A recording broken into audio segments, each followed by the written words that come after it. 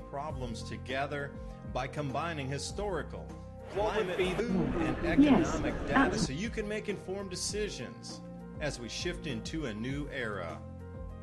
Here's what was, this is what's coming. Our world is never going back to 2019, so what will the new era look like? And most importantly, what is immediate that will affect the pocketbook and the outlook into next year so we can all get ready? Thank you for joining. I'm your host, David DuByne.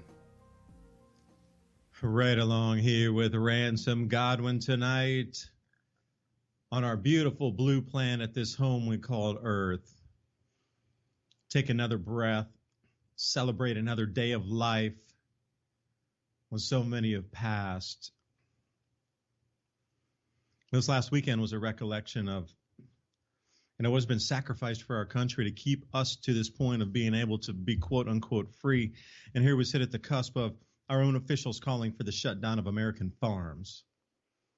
Sickening is the word I could use to describe that. A hoax is probably a better word. You saw what happened in the Netherlands, Dutch farmers. They're using the same MO. Oh, there's too much nitrogen, there's too much CO2. Now you have to understand, this is never going to stop, ever, until we make it stop. They're coming for America now. The farms, your food, your sustenance is the next target. If they can get away with it here in the United States, then really the rest of the planet has no hope.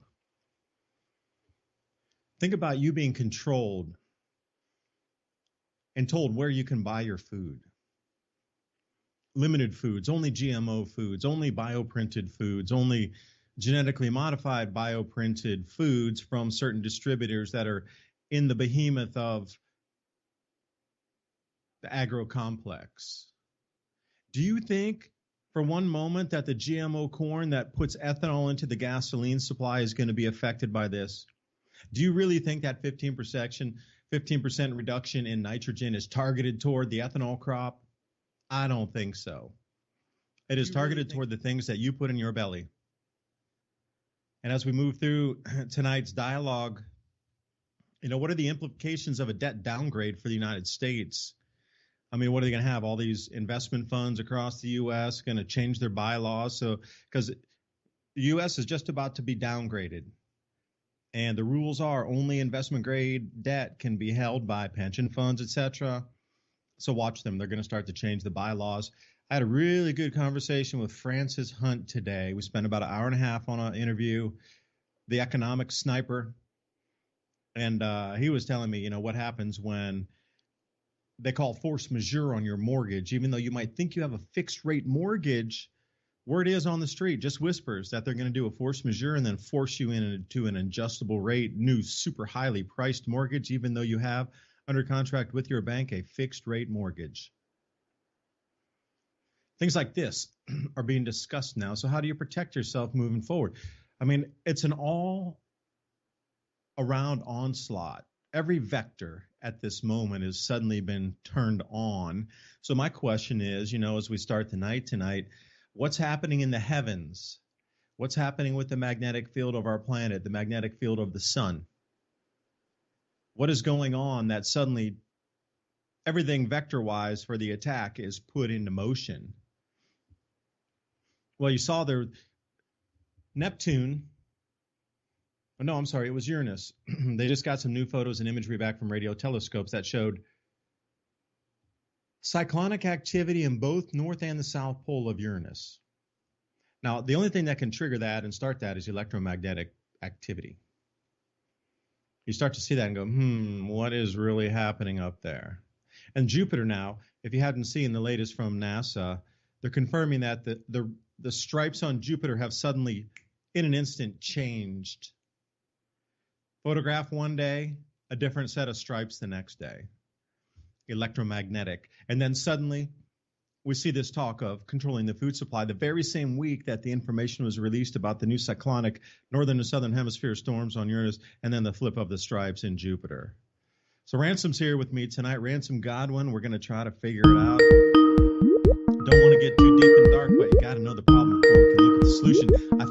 as above, so below is really what we're dealing with here. So, Ransom, appreciate you joining me as always. Take it away, man.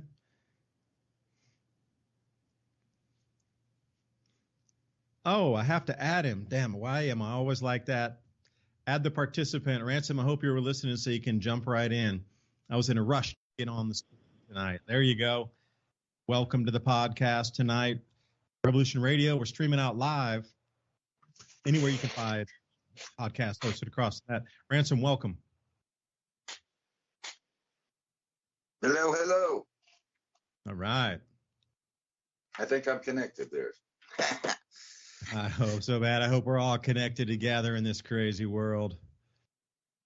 Yeah, they said our volume is low on our broadcast, so I was trying to make sure that that's fixed. So if you guys tell me in the chats if the volume is better, that'll be appreciated.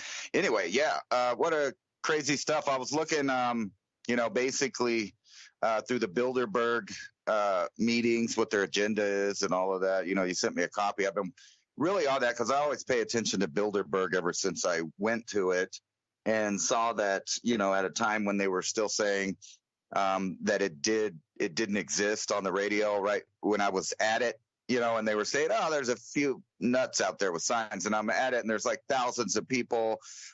There really is heads of state, commerce, driving into this place. There's guys on the roofs with MP5s. And this was in, Virginia. So it's kind of weird to see that you have foreign powers so powerful that they got, remember, they don't want you to have anything to protect yourself, but they will have off-duty Marines with MP5s just hanging out all around them so you don't get close and take a picture or make eye contact or any of that.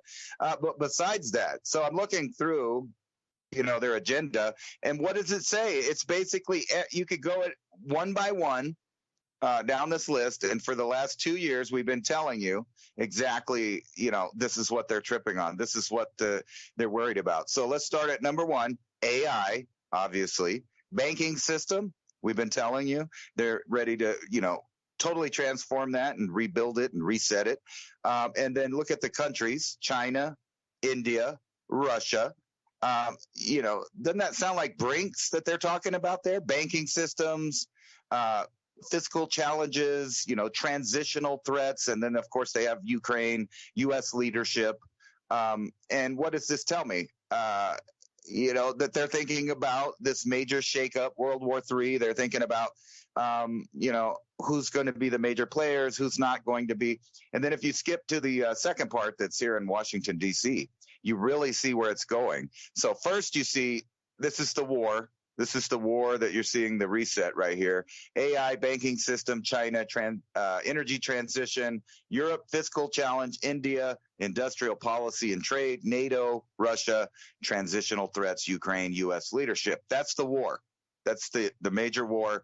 Now look down here at what they have that they're going to talk about. What comes next? Geopolitical realignments. Remember, I've said that exact term I don't know how many times. NATO, China, Indo-Pacific realignment. In other words, the Indian and Pacific Oceans realignment. That's what I've been talking about because China is about to expand out. And then you got energy security, sustainability, of course, Russia again. And then here's this other thing that we keep talking about that they're really planning on, continuity of government and economy. Not your economy, not the one you're part of, not the one that, you're worried about making it or breaking it. No, they're talking about the new economy afterwards. And you can tell that by their next point, disruption of the global financial system. Also what we've been talking about. Disinformation. And we're going to get into this a lot because this is the key thing. What they have done is basically decided that every idea from every citizen from every country is going to be owned by this world government. And they're starting in the major, factions of the world government, i.e. the United States. And we'll get into that. And they're calling it, the name of the program, the cognitive infrastructure. And what they mean by that is that they own your ideas. And we've been talking a lot about this. And now we're coming into the era of brain chips. I'm sure you've heard Elon Musk has the go ahead for putting chips in people's brains. And then when you just add all of these dots together, fragmentation of democratic societies, trade and de-globalization, and Ukraine, of course, but just you could tell by these terms right here what their plans are. Literally, energy transition, industrial policy and trade, transitional threats. They're talking about the major war and the change of how people send and receive goods. And then down here, of course, the aftermath, geopolitical realignment, realignment in the Pacific and the Indonesian Oceans, energy security and sustainability, because, of course, they're going to bring us this idea of nonstop hacking everything. Everything is because of the hackers. But don't worry about it. If you get on our new secure digital network that goes right to your brain, we will take care of your financial needs. We will take care of all of your documents, what you own and what you don't own. We'll have all your health records on there. And as you can tell right here by this one, post-pandemic health, meaning that they're going to use some of their powers that they gave themselves for the near future. And then this is the really important one right here. Fragmentations of democratic societies, trade and deglobalization. Those are the boom right in your face. What's about to happen is they're shutting it all down, and they're doing that. And they're going to blame all these different reasons on it, shortages, trade disputes, war, the main one, obviously. And then you just think about this.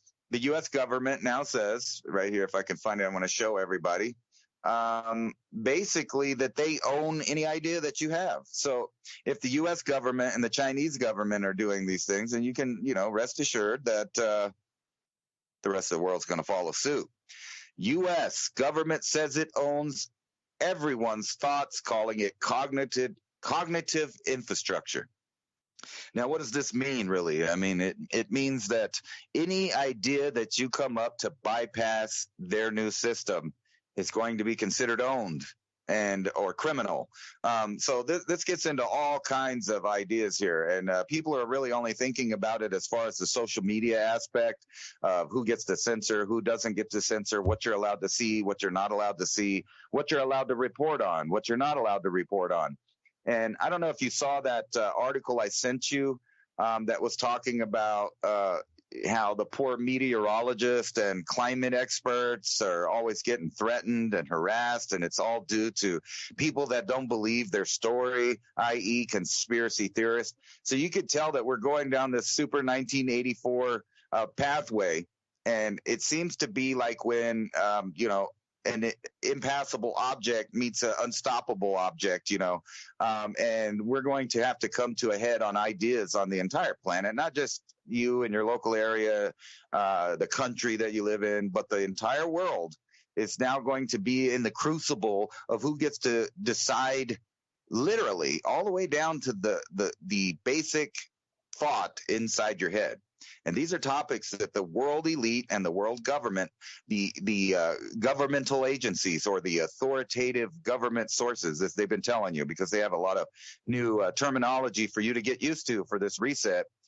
They are telling you that they are going to run everything. Now, when it comes time that possibly around the world something happens that causes an immediate reaction on your dinner plate, wherever you live. So you feel it at home. You feel the hurt, whether it's a money issue where they're deciding what the new currencies are going to be and you're getting stuck in that transition where things aren't worth anything, or, the food supply literally does run out for one reason or another, whether war, natural disaster, you pick it. Then when people get on these social media companies and start complaining and saying what they know and what they found out in their local area, they're just all going to be turned off. And not only that, their access to the networks, to the cognitive infrastructure will be deleted, meaning that you'll just be unpersoned. And this will mean that you can't go shop at their mega stores. That'll be the only thing left.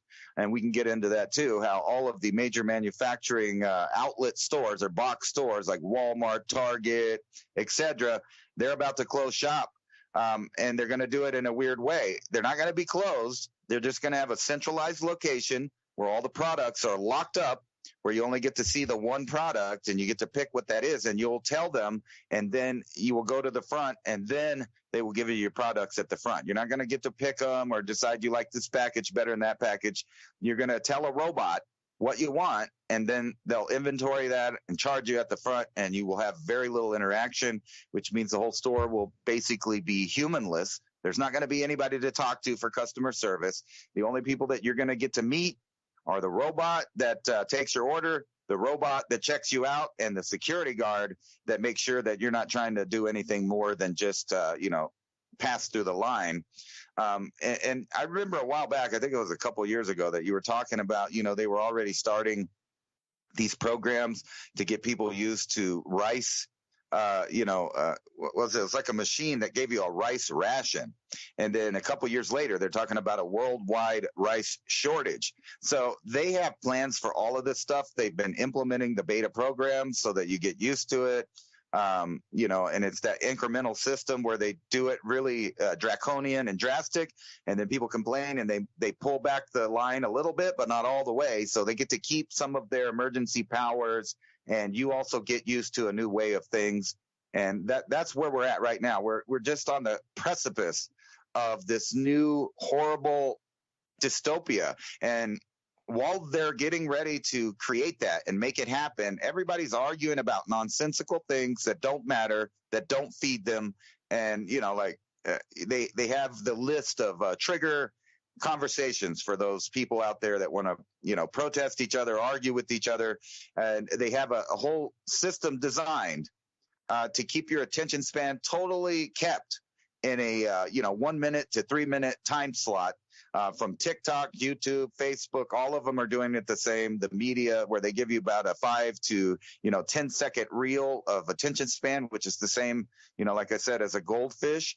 And while you're paying attention to all of that, they just slowly change the infrastructure. And people can't remember just a few years ago or 10 years ago when people were freaked out about some of the stuff they were doing. Like, everybody now knows that everything you do is spied on. They're even, bragging about it. The government brags about it now at this point. At one time, that was thought of as unheard of, and no way. They only spy on bad people and terrorists. Well, that's not the case now. And the reason for that is because they're setting up an entire system where that anybody that disagrees with anything will be considered an insurgent to the new system, an insurgent, and you got to take care of insurgency. So that eradicates all the outliers and get rid of them, turn them off of the payment systems, turn them off of the social media. And this is the whole thing that Bilderberg's meeting about. How do they implement what has been going on social media and news to the next degree, to the, 100 times what it's doing now, where no ideas slip through the cracks. And that's what we're seeing in real time right now. So I'd like to interject a joke. So how do you transport $100 billion of laundered money? That's incredibly heavy. And how would you move that from one place to another place? We're talking about $100 billion of laundered cash. How do you move it? You crane it. I had to interject some fun into there, Ransom. But yeah, I remember that article you told me about, and I actually read it. Meteorologists face unprecedented harassment. This is from CNN. It's not harassment. It's just, I saw a peer-reviewed research paper that is completely 100% opposite from what you're spewing out to the public. I challenge you on that. And now that is considered harassment and bullying, because an alternative fact that you bring to the attention of their audience or the person themselves, those are now considered threatening emails. I was shocked myself. Okay, so let's say you get a fact wrong. People call me out and try to say, Earth's flat and all these other things and whatever. Okay, great. But if I do make a mistake, I'm super happy that people point it out to me. I try to be as factual as I can with my channel. If I make mistakes, I'm only human. I'll even in the next video say I made a mistake in the last video. I do that quite commonly. But to frame this as criminal activity, to say, yo, media broadcaster, That was not the driest, hottest right now. If you look back in the 650 era or the 200 BC era, according to 50 peer-reviewed research, all sandwich the data together, that this is not the driest period in any way, shape, or form, whether it's the drought record or the temperature record, the snow record, the flood record, the hurricane record, whatever.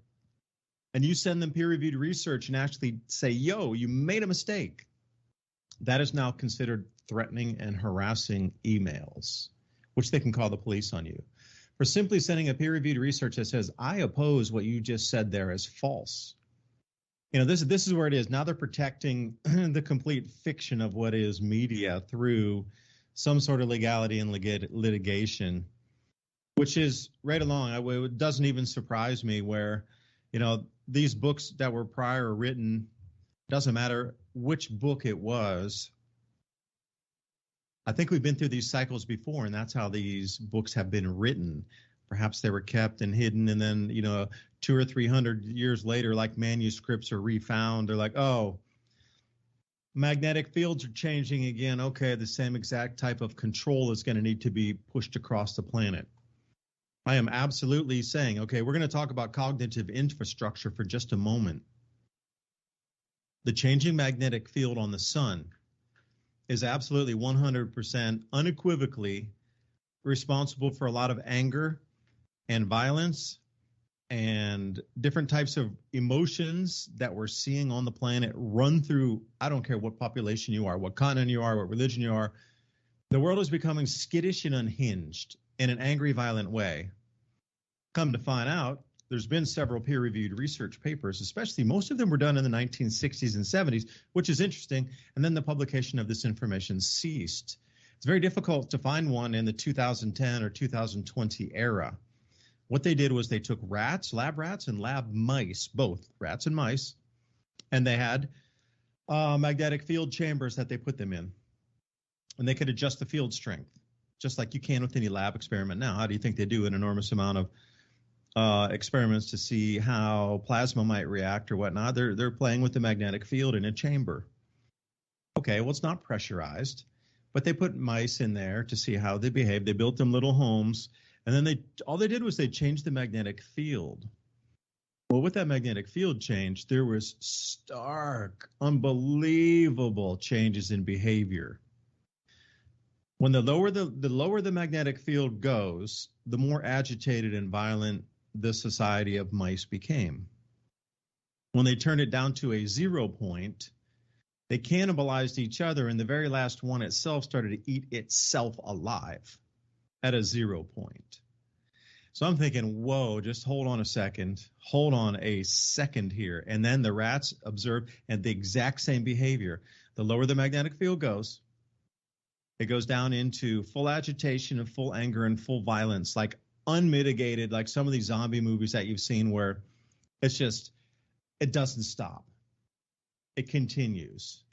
And the way the peer-reviewed research was published was like, families are going to kill each other in the house so the magnetic field of the planet goes really, really low. So I'm thinking to myself, sheesh, we know we're coming into a magnetic anomaly in 2024, October. So what is it about wanting to control all thought? Like the things we're seeing right now, just as an armchair observer, if you were just somebody sitting out on a lawn chair because, Memorial Day, a lot of people were chilling, on a lawn chair, and you had not seen anything up to this point, you had lived in a cave and you just popped out and it was Memorial Day and you're sitting there on a chair looking at society, and you would notice that there were stark changes in people's behavior.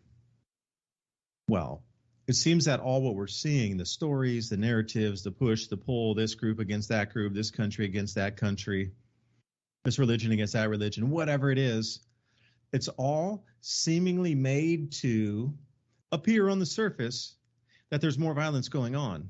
But I'm thinking, damn, they made the excuse for the conditions of a lower magnetic field where people are becoming more agitated.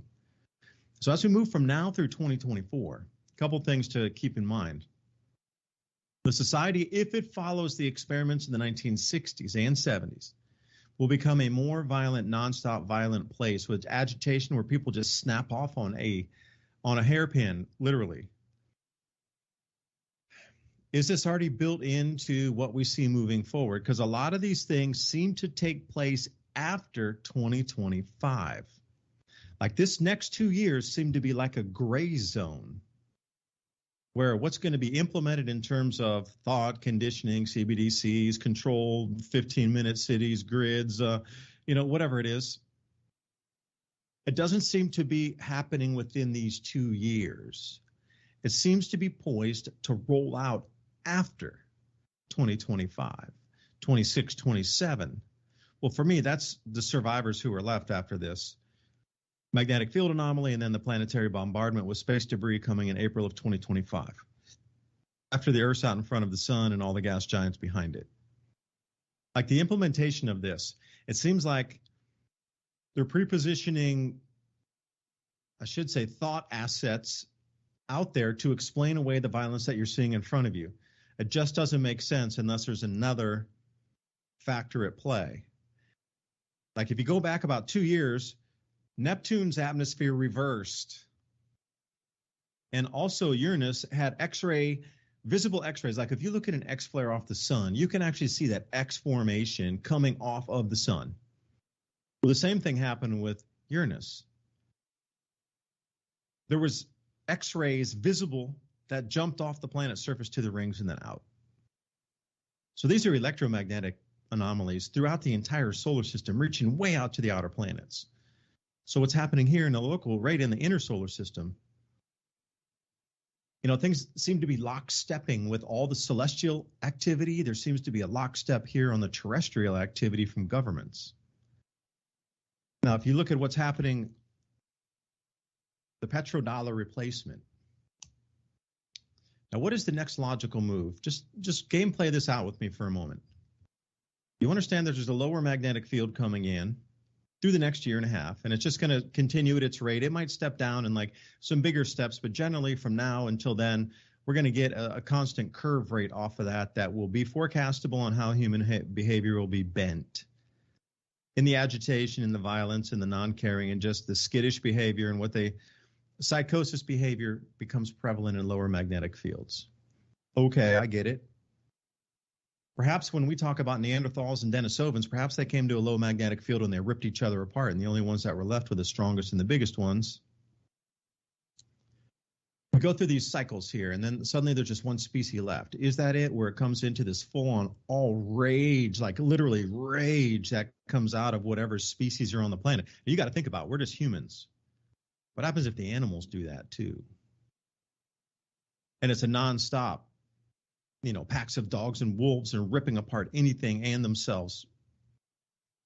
What a terrifying world that would be. You wouldn't even really be able to step outside your house without going out fully armed and fully armored up yourself with several people, not one, in case an onslaught of animals came at you. And it could be squirrels. Can you imagine how terrifying a bunch of weasels and squirrels running at you by the hundreds to just start biting you everywhere would be? I mean, this is the kind of magnetic field anomalies that they're envisioning of just skittish behavior of all species on the planet, all species. What will be the next thing? Now, you're going to have to explain away why everything's becoming more skittish, psychosis, and violent on the planet. Replacing the petrodollar would be it. That would be the very next logical step for me. Take away the money, restrict the money supply. That it's a dual cause anyway. You need to move over to a new system. So that's part of it's, plugged and played in there for the new monetary system anyway. But at the same time, it could explain away a bunch of violent behavior.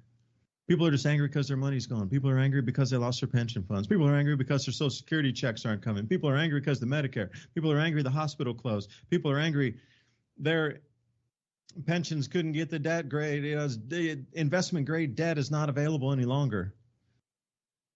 The Libor is changing to SOFR. Oh, there's trillions lost. Oh, we've closed the stock markets. Now, can you imagine the amount of anger and animosity of people losing their money? That'll buy the global elite probably 6 months to explain the extra violence that's just around. In the air is the better term for it, literally in the air. This is something that's it's not stoppable by you or me. It is an electromagnetic field from the sun. That is untamable. unless we are millions of years advanced in technology, where you could tune that up or down. If you truly could tune it up or down, and that would mean some sort of transparent encapsulation across the entire planet, literally out hundreds of miles up to the ionosphere, 100 miles off of Earth, completely encapsulating the Earth. But you're talking millions and millions, if not billions of years advanced technology. Would they have the ability to put a wraparound coating 100 miles up around the entire planet that's translucent and transparent, that it would not interfere with sunlight and still allow, UV radiation in, allow plants to grow, but at the same time, it was a control for electromagnetic field strength adjustment? Otherwise, that's uncontrollable. So look how the elite might use some of these things that are built into the changes naturally to ride on top of them. Then what could you do? Because almost everything we're seeing today is a scripted play, but it's not scripted in a way that's really helpful for anybody. It's scripted for elites to ride on top of these natural cycles. They know the human behavior patterns within the entry and exit of these cycles. They know the monetary destruction that occurs during these. You can't value anything. The food production decreases, people starve, there's no work, governments adjust. And I guarantee, I mark my words, after this, and see what we're seeing right here is we're seeing a movement to a new form of governance over the global citizenry. No different than Magna Carta. I kid you not, no different than Magna Carta. But when we're looking at the magnetic field changes during these grand solar minimums, you start to see that. A new global governance pattern swings in every time we come into these grand solar minimums or super grand solar minimums, or something even on a much larger scale that there's not really words for or cycles built in on it. Braze cycle, perhaps. But whatever you see across this world happening right now, it is to mask the natural cycles that are happening. Now, how does John Kerry and his whole, we got to do away with nitrogen and close American farms, and if they don't obey, we need to confiscate them like they did in the Netherlands talk? How does that fit into it?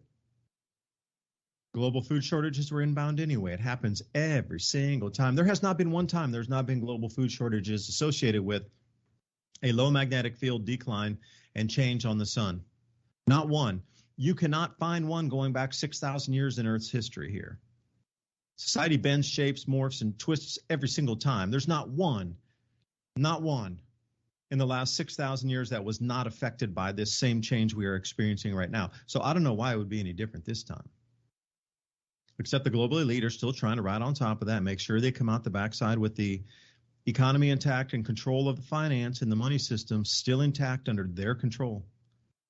And it's the same forces that are meeting at the Bilderberg meetings. It's the same forces that are meeting, anywhere that they have global governance structures. And I hate to say the WEF, that's such a low-hanging fruit there, like the Club of Rome, these kind of groups that are meeting in secret themselves. It's already baked in. So how do we ride through this and try to protect ourselves? But you can already see the moves they're going to make. So how is it that you swing the pendulum and counter move that on this side of information flow? That's why they want to control your thoughts. Can you share them with others? Perhaps. It would be a verbal thing. We're going to go back to verbal communication, ham radio. Because I'll tell you one thing, a friend of mine, Thomas, who I recently met, who knew me from my work here, he heads up part of the ham club right here local where I live. So they were inviting me to go on a fox hunt this last Saturday. And a fox hunt is they put a beacon out somewhere in the forest and you triangulate in on it and then you find it. But you work as groups of 3 and you triangulate in on this thing. So ham radio is going to be useful for some points, but if they ever want to find out where your signal's coming from, it doesn't take very long. Hours, if you keep broadcasting, they can hone in on you pretty quick.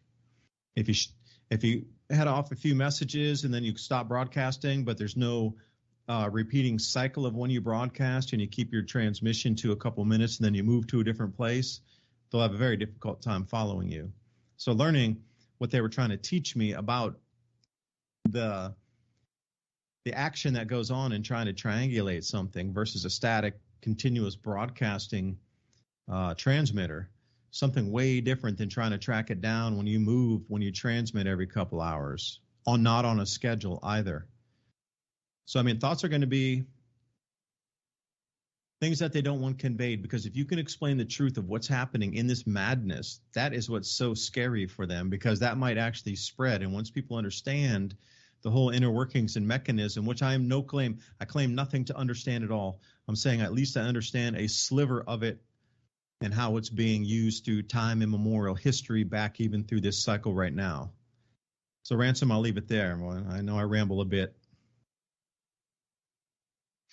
Well, I think you said something, like what's different now. And I think, a lot is actually different now on this reset that we're going to have.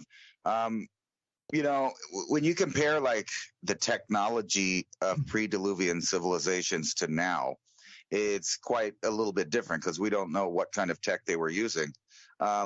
But I find it fascinating that, with more and more people studying stuff like the Great Pyramid of Giza, they have one theory out there, at least an engineer called Christopher Dunn, that the Great Pyramid of Giza is actually just a machine. And it seems like, he doesn't postulate what the machine would be used for, just that the machine was there and that it's obviously a machine. Now he goes on to explain how, there's under the pyramid, there's a big chamber that allows the Nile River to come in, and the hydraulic design of it, the water hits the top of the limestone roof in there, and it sends out a pulse. Now up in the other upper portions of the pyramid, they found out that, there's residue of sulfuric acid, hydrochloric acid and zinc oxide.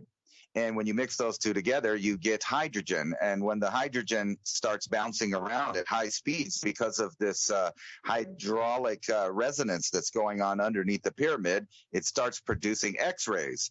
And those X-rays go out of this tunnel, and they go out, about 2.5 light years away to a destination in a solar system that is pointed directly at. Now, if you were back then and you wanted to send a message to another civilization, but you didn't have access to large amounts of rare earth elements and other things that would jumpstart your technological need there, you'd have to build these giant things to equate to the technology. So let's say you did that for the pyramid and you sent off a message for whatever reason. Now the reason I bring that up is because nowadays things are totally different. If you remember in the 60s and 70s, we were putting up these giant telescopes to look out into space, these big radio telescopes. Nowadays you can put thousands of little tiny small devices and make a giant telescope out of small electronics, thanks to rare earth elements and the microchip. We're in a totally different era than just, the last century of building things. So when you put that into, this scenario of another reset, you realize that maybe the last couple times they couldn't just reset that way. So they had to think in long terms, which was to build a whole society, to give an infrastructure, to build technology of a certain degree that they could use it. Now we're at that point. They have that technology. And people think, well, if we get one burp off the sun, it'll put us back into the Stone Age. You are absolutely wrong. They know that these cycles happen. They know the dangers, and they're not worried about it. That's why the Air Force said they're going to, totally change over their Air Force to a complete AI system. And the reason they're not worried about it is because they have shielding technologies. And they have the disposable technology of small devices versus these giant big devices that it took in the past and the distant past. Now you can have them on little bitty devices. So think Starlink. You put up, 1,000 Starlink satellites. You get a little burp off the sun.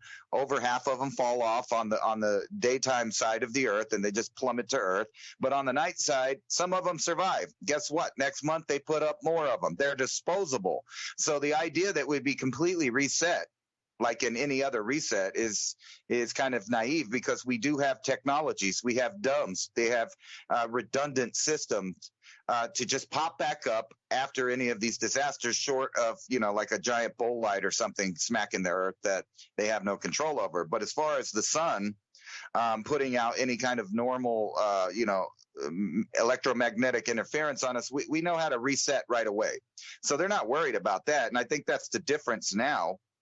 And if you think about it this way, you remember in the 80s, there was a rumor going around that they were putting cameras in the cable boxes, and, people would take them apart and they'd find out, well, this one does have a camera and this one does have a mic, but the vast majority of them, they just had a little infrared sensor, and everybody was like, oh, well, that's a conspiracy theory. A few years later, they admit that the little infrared sensor in your old televisions and your old cable boxes, VCRs, etc., could be reversed and used as an infrared camera to look at what you're doing in your house. Now, that's old. Now, think about what's going on right now, and think about, in conjunction with their ideas that they're putting out, they want to chip people, they want to get a direct connection. But even without that direct connection, they basically have eyes and ears in every single household that has technology around the world. And, you think about these ideas like magnetic fields changing the behavior of people. Well, that's completely possible right now. They could put out little devices in every bit of commercial electronics that you use. And in fact, we have found out that they have done things like that. My Samsung television even came with a little warning in the handbook that said to beware of what I say in front of it, because they share that information with third parties, and i.e. governments, whatever. So now we're in a time where they can turn this whole thing off. It doesn't matter what the sun does really in a short term. They'll be up and back and going with their new system within months. And I kind of talked about that last time. If you think about some kind of worldwide devastating event, whatever it is, a plague, a bolide, a series of volcanic eruptions, any of that stuff, when it's over, within months, they can come back and set up little temporary places where they have technology that they've stored, and they can be back in action in minutes, days, weeks, months. They're already going. Now, you compare that with the civilization that's out there that doesn't have, of course, continuity of government resources. Everything in their house is going to fry. If something like that happened, a lot of people are going to be set back to zero. There's going to be no information available to the public as far as what people are, grown to depend on, the internet, which is basically a hard drive for our brain now. And that's the way the new generations are being brought up, that they don't know anything. They have to refer back to the hard drive of the internet. Now, imagine what happens when they reset this, or nature resets it for them. They're already ready to go. They already have the cognitive infrastructure ready to go to put up, new satellites, new 5G towers. All of that stuff can be done really fast. If you've ever watched an electrician's crew after a hurricane or tornado come and clean up the area and put up the electricity back, you know that they can do that. And that's old technology. So you can imagine wireless, solar-powered, battery-operated stuff that they just pop up all over the place, and all of a sudden they have an infrastructure. They have intel. They know where people are going, where they're not going. They know what people are doing. Now, this would happen, obviously, after they let civilization go to the wolves. And I have a feeling that that's a major part of their reset, is to get things so bad that, the classic safety nets of civilization collapse and people turn on each other, and we have a dog-eat-dog world. That's a major part of it. So if people could break out of the matrix for just a second and realize the amount of manipulation that's happening to them, I think that there would be a major backlash at this reset. And like I've said before, for every technology that they've created, some kid, smart kid somewhere, or just a hobbyist figures out the systems and figures out how to manipulate it. So it's not like there's no hope for some kind of underground secret society type stuff of civilizations now. And what would that be? Would it be that what our history actually is? Because if they're trying to hide the history that we already have, and there's numerous examples of dogma in either archaeology or genetics or climate sciences, where they say things that are factually untrue and provably untrue, and still browbeat you over the head with it. Imagine if you no longer have that information to fall back on to argue, because you know better, because you have historic documentation or books or hard drives or whatever it is. That'll be the problem that happens with this reset, is that there's only going to be pockets of people that thought ahead save their technologies and hide them, Faraday cage them, and different things as far as the digital renaissance that humans have had. Now, as far as nuts and bolts mechanics and things like that, I think that, they waited for the right generation, or at least the right time period, where most of the people with know-how, most of the tool users, most of the engineers, most of the jacks of all trade are all now in their either middle age or they're passing away. And then you have a worldwide pandemic to set it off. So you could see a worldwide loss of historical and knowledge that was given, inherited knowledge and wealth is just disappearing. When that's finally accomplished, which I think will be in the next 10 years, then you will see some of this more dramatic 1984 nightmare of systems that they have been perfecting since, I'm going to say, the mid 50s, with the introduction of a television in every home. Yeah, because how far ahead is what we see out here right now? I mean, with 30 years behind the tech, that's already, what you're referencing, already in there for continuity government, what, 20, 30 years is ahead of what they've actually released out to the public? I mean, just to put it in the simplest of sense here, I was talking about hemp biofuels today with somebody. I was talking to a guy, Andrew, and they had a project where they were growing like 10,000 acres of hemp up in Washington State, and the amount of revenue coming off of that and the different regulation, et cetera. Well, then we got into the diesel mechanic and that sort of thing too, and so it goes along right with that same conversation thread. So think about this for just a moment. How many diesel mechanics do you know? How many people do you know that could know how to grow hemp, which would be a really, really easy to process oil? Far easier than a lot of other ones. Literally crush and go. But who would have the skill to actually put some sort of expeller press crush together to crush those seeds in expeller press? Even using a hydraulic press. I mean, could you figure it out? Well, you're going to get a certain amount of overflow with a certain amount of pressure, and you're going to need a capture device, and you're going to need a filter there. I mean, even the rudimentary skills of literally growing hemp, which is one of the easiest things to grow on the planet. Now, here's the thing about hemp. You want it to be as seedy as you can possibly get it. You want that thing overflowing with seeds. You want it to be seedier than sorghum head out in the field. But the guys who are growing it and the girls who are growing it for, usables to sell in the recreational arena want zero seeds. So, it's a completely different animal than what you think in a traditional, marijuana arena. So you take it out, and let's say you're getting 3 pounds or up to 5 pounds per plant of seed. Like, who in a reset world would have the capability to grow it, expel it, press it, crush it, take the seed, and then take that seed cake and then give it to the animals, but then you keep the oils. But then who has the wherewithal to repair damaged machinery to be able to put that even through a very, very simple diesel motor that we're using today? And what kind of fuels could you distill out something? I know that would be alcohol, so you really couldn't use that. It'd have to be a distillate. So, I mean, what are these basic rudimentary skills to go from field to fuel to a very basic diesel engine? Even if you were running like just a farm tractor from, say, the 1960s or something, to go from that field with your hemp oil into that tractor. And if there was something missing, a spark plug, the gap was too wide or whatever, there's a million things, really rudimentary motors, even at that level of skill or motor repair from the 1960s on a basic farm tractor, who would have that skill after a reset? I mean, really, you're talking like 1 in a million people. Even in today's world, Ransom, you just mentioned, like, how many people have the trade skills that have diesel repair, but also have the agricultural background to be able to do both? To harvest that, to turn it into the fuel, to put it into the engine. Like for me, learning how to distill through my friend who has an actual license because they have a distillery here in East Tennessee, so I learned from them.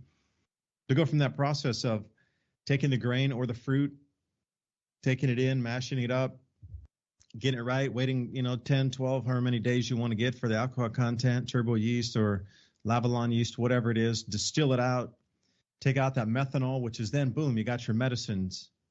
You got your cleaning solution. You got your rubbing alcohol. But then you got the extra drinkable stuff, and then you have the things that you can use for tinctures. I mean, even to go through that process of taking fruit or, some sort of grain and turning it into alcohol that's usable in itself for medicine, and then tinctures, and then, recreational tradables or usables. That line, that chain itself, there's very few people who know how to do that. When I talk to people now and I go, oh yeah, I was distilling up at their distillery up the other day. They have this big 200-gallon tank, and I was checking it out, but we were using 5-gallon, and they're like, well, I don't know how to do that. And I really have rarely run into anybody who knows how to do that. It's a very, very select crowd and a very niche hobby. Same with diesel mechanics. Same with those with, creating different oils, biodiesel oils, etc.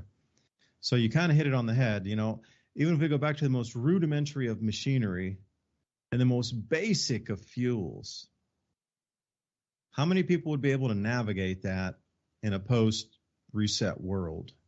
I really don't think that many. So then, at the behest, you're right back into the system again because you have no idea how to do that.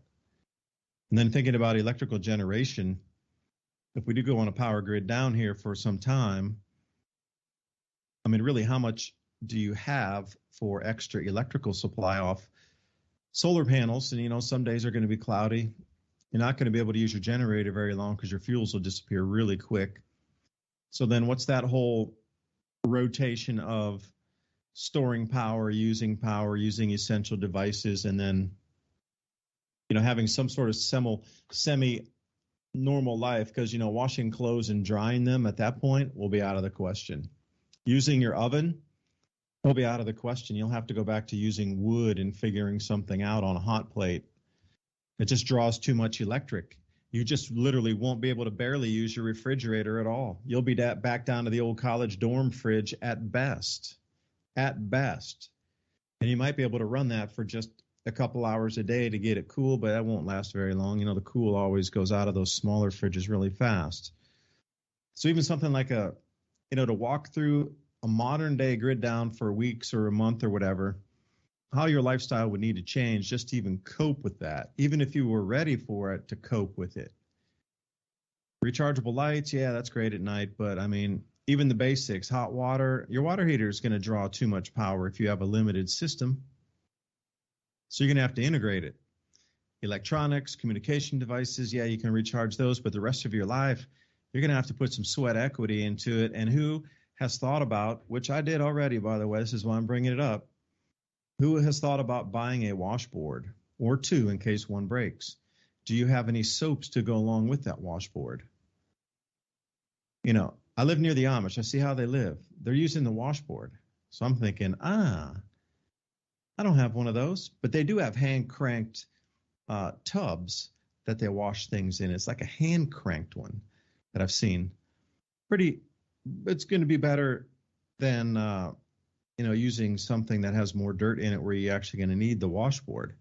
But think about washboard. Who has that on their prepping list? Washboard and soap for that. We're going to take a way step back into the 1800s again until the electricity comes back on. And you realize the value of how much time, energy that electricity does save us in our modern world, and just even to get the basics done of hygiene and cooking and food and heating water. And when I say hygiene, I'm talking about washing clothes and bathing, etc. I mean, the majority of your day is going to be spent just taking care of the basics, just keep you alive so you don't get diseased. It's really a whole, can of worms to think about producing hemp to have the biodiesel to run a farm tractor. Yeah, most people aren't going to be ready for this. And I question if I am too sometimes about, really how far back could you wander in time here for months before some sort of system comes back online? At that point, how quickly would you want to jump at it? And what would you sacrifice to jump to get back in that system? Because that's really what it's going to be about. We can prep till we're blue in the face here. But when it really comes down to it and you need to start using all this stuff, life's going to get really way more complicated and difficult and way more physical labor than you anticipated. And would you trade that back to get back into that new system? And would you get chipped so you could have electricity back? Because this is kind of the way I see it. They're going to pull this and bait and switch you in there. There's going to be some requirements for you to get electricity and fuel back in your life. Are you willing to trade for that? I guess that's the question. Ransom, we got a minute and a half. Take us out, man.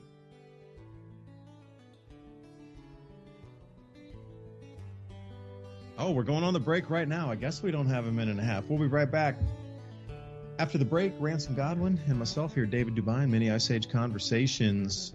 We'll come back. Best of the week. Meteor fireballs lighting up the skies. We'll see you then.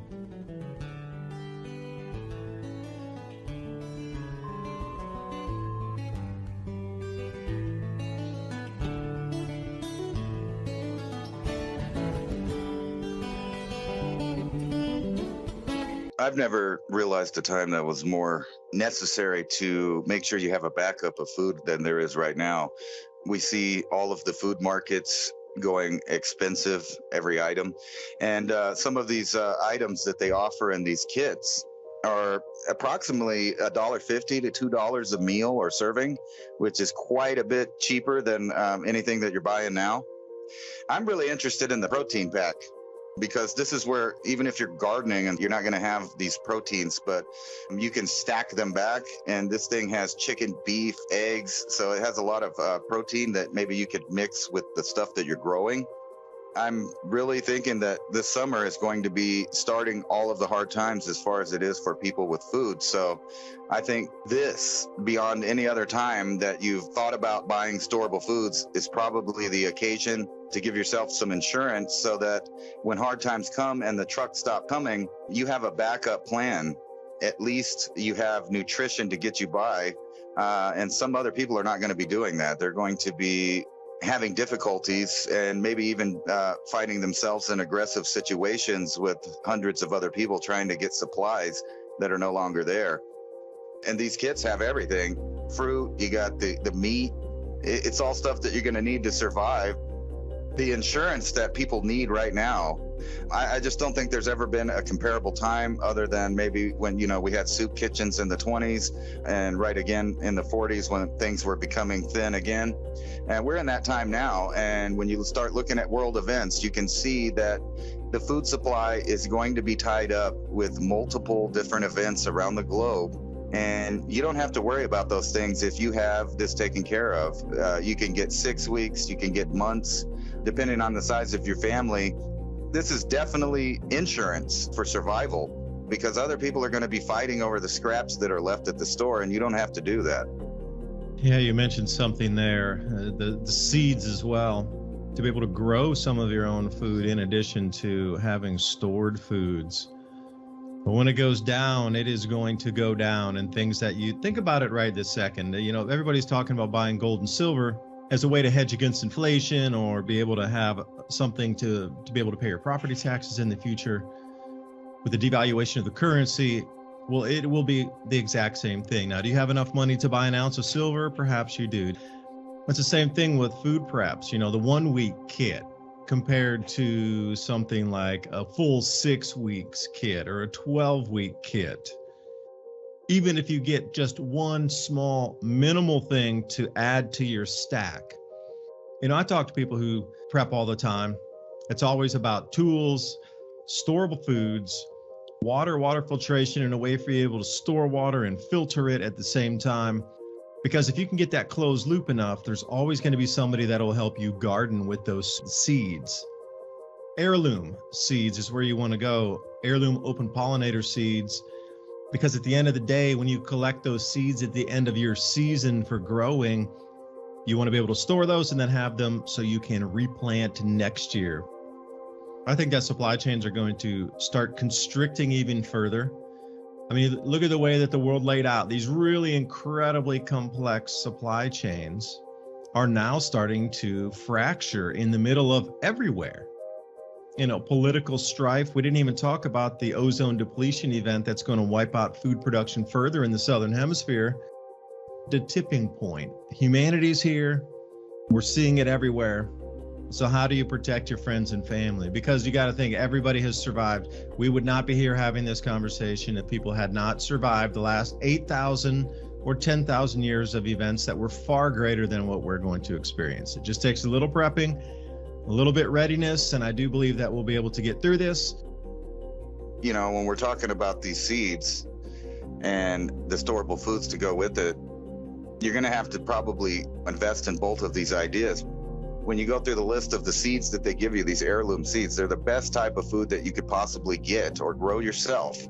But you have this backup of the food storage that lasts 25 years. And that's heavensharvest.com. Use the code ADAPT at checkout. That's ADAPT. Take 15% off your order. Whatever comes your way.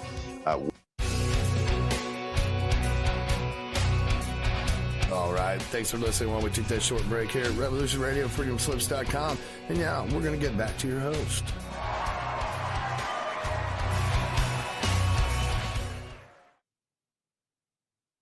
And welcome back for the second hour of Mini Ice Age Conversations. I'm your host, David DuByne. Ransom Godwin right here with me tonight also. Before the break, I was talking about, if the power goes out and systems break down for a few months, people are going to be begging to get it back. So what are they going to be willing to trade to come on to the system again with the electricity and fuel? It's not going to be a free restart. Of course, there's going to be something asked and requested of those that want to return to the system that allows them comfort in life. I assure you, if I take away your power and your fuel for 2 months, you will be begging and doing anything to get it back. So, Ransom, I appreciate you coming back for the second hour. I don't know. I was trying to get an answer before we went to break on what you think people would be willing to trade to get their comforts of life back, and what they would be willing to give up in terms of their souls to get that back for the comfort. But anyway, Revolution Radio, thanks for letting us discuss these topics tonight. Anybody out there, Revolution Radio, right there, donate tab in the top navigation bar. And away we go with the program, Ransom. So, yeah, I guess that's the question to start off the new hour with. Yeah, you said soul, right? Well, I was about to answer it. Well, they'll do it. They'll sell their soul. They'll trade their soul right away for it. 100 channels of cable and 100 flavors of ice cream, they will sell their soul because, think about it. I think it's since the 80s, mid-80s, our whole society has become addicted, and they didn't realize that they were addicted to these, bad behaviors until it's too late. And now everybody wonders why they're, ill or sick or malnourished, or they got this disorder or that disorder. And they don't realize, in the older world, there just weren't that many people with all of these conditions. As a matter of fact, some of the first kids that got cancer, there were scientists flying from all over the world to look at them. It was so weird, so rare. Now, think about it right now. Is it rare now? I mean, how many people know one person in their family that either died, has cancer, or is worried about it, and they're already, talking to the doctor about what they should do so they don't get it. There's just this layer of unhealthiness that has, kind of been entrenched in our society since about the mid 80s. And, you were talking about time and, how long would it take for this to get back to the way it was? How long would, it take you to deal with things shutting off? Are you really prepared for that? Are you really going to wash your clothes like on the washing board? And, are you really going to live like an Amish person? And it's funny to me when I see these interviews about people, cursing capitalism and all of this, but yet they sit there with their Chinese made clothing and their iPhone and all of their sweatshop products and complain about capitalism. But not one of them is going off to live like the Amish. Not one of those is going to, save the world by going to traditional living. They're not washing their clothes with a washboard or nothing like that right now to save the planet or any of that stuff. But think about this. So what are we going to do really? I mean, we talk about it a lot of a what if and, these scenarios, and a lot of people like to think that they are prepped and they're going to be fine. And but what is the reality of civilization actually shutting off? Because, we kind of delved into it a little bit last week talking about how people live in the cities that don't have any food in the refrigerator. Everything is order or takeout. Everything is delivered. Everything comes off an app. They don't have grocery stores. They don't know how to shop. And then you get into these things like we were just talking about a minute ago as, the generation of jack of all trades is kind of gone, or the last remnants are alive. We're the middle-aged people, Generation X, some of the boomers, and we're now in this time where we're losing this inherited knowledge. And I want to ask people, that's great if you know things, if you know how to do this and you know how to do that, but are you teaching anyone? Are you teaching any other person? I mean, and of course I'm not counting you, David, because you got a YouTube show that's all about showing people different things and stuff like that, and I like to do that. And a lot of the circle that we're in likes to volunteer skills, methods, techniques, tricks on how to have a sustainable off-grid living. Now in this world, not even worrying about whether things are going to collapse. But let's do a mind experiment right now and say the lights go off tomorrow and you don't even get to know why. So there's no why in this scenario. So you could just don't worry about why. Don't worry about nuke, EMT, did something happen, whatever. It doesn't really matter for you where you live. It's just the fact that the power's off and it's not coming back on. So that means you have X amount of food in your home. You have whatever you've stored. If you're, more of a prepper, you probably have backup safety nets like storable foods, or maybe you grow foods and you jar them, or whatever you're doing. So there's a time limit. There's a time clock set right then when the power goes off. So those people know they got X amount of time, probably a month, 2 months, depending on, what happens as far as society goes. But as far as if nobody hurts them, robs them, or does anything to them, they know they have an X amount of time to eat and think about their scenario and their situation and deal with it. But I'm going to say 98% of the rest of the population does not. They did not. They didn't think about it. They didn't prepare for it. And, their attitude is they'll take it. But think about this. So what would you do if the lights turned off tomorrow? See, I've been thinking about this a lot. And, with this year's gardening, I've been really looking at the soil and the earth and the plants and the seeds and thinking, what if this is it? What if this is all I get right here? Or this is all that's going to happen for me and my family this year? There's no other resources coming. So, and I'm looking at it and I'm thinking, really, there's only 2 or 3 things there that are going to grow within, in enough time to eat it. So I'm thinking one of the most essential survival things that you should have is like, I'm going to say 100,000 seeds of different kinds and specific kinds. Like, as far as, what can you, like, say you had 20 days of food. That's it. It's gone. What do you plant? What do you start doing right then? So, like there's radishes. Okay, there's radishes. Very, very nutritious stuff. The leaves, the radishes. Matter of fact, we just had a salad the other day of radishes I pulled up out of the garden. It was delicious. The radishes were great. The leaves were great, and they're high in all these B vitamins and stuff that you're not going to be buying from the store.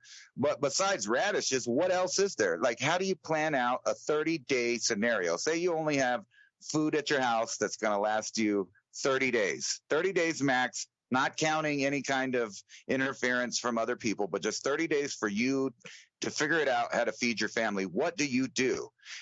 Let's say you're in a remote area and you have a little more time and you can exclude the possibility of people interfering with you. So what do you put in the ground? Say it's springtime. Let's say it happens in spring. What do you put in the ground to have all around security of food within 30 days?